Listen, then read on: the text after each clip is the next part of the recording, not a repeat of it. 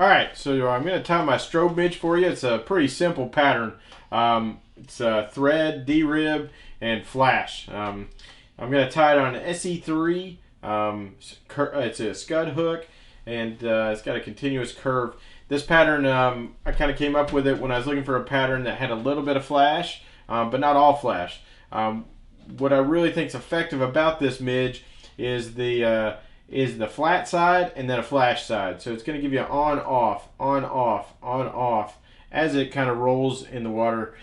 Pretty effective pattern. And you know, there's lots of different variation. You can tie different thread colors, different flash colors. You know, and go beyond midges. I've tied some Frenchies like this as well.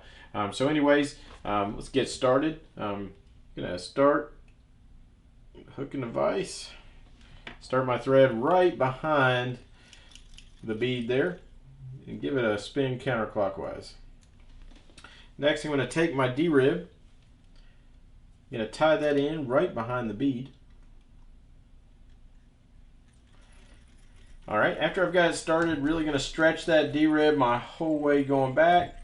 Go back to the bend, then wrap forward.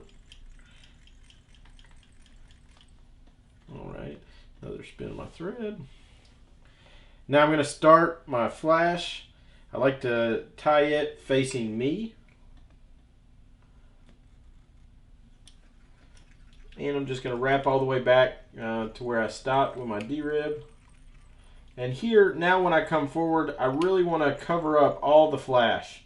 Kind of everything that I tied in, I want to make sure that I've got it covered up. Alright, so here's where the magic happens. I'm going to take my flash, I'm going to pull it forward, and not only am I going to pull it, I'm going to stretch it. And I'm going to tie that off 1-2 wraps here, and then I'm going to cut the excess flash. And I want to go ahead and take a whip finish, throw a 2-turn whip finish in there just to save my work. Alright, I don't know if you can see right here, but I've actually got a gap between the flash and the hook shank. That's how taut that is. So now I'm going to take my D-rib and I'm going to make touching wraps going forward. And also I'm going to put a good bit of stretch in that D-rib, make it as translucent as possible.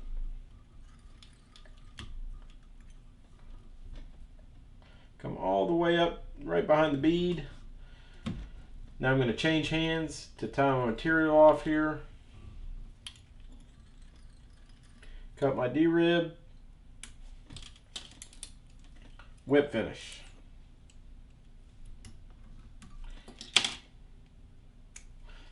All right, now you've got the on, you got the off. On, off, on, off. Really effective pattern.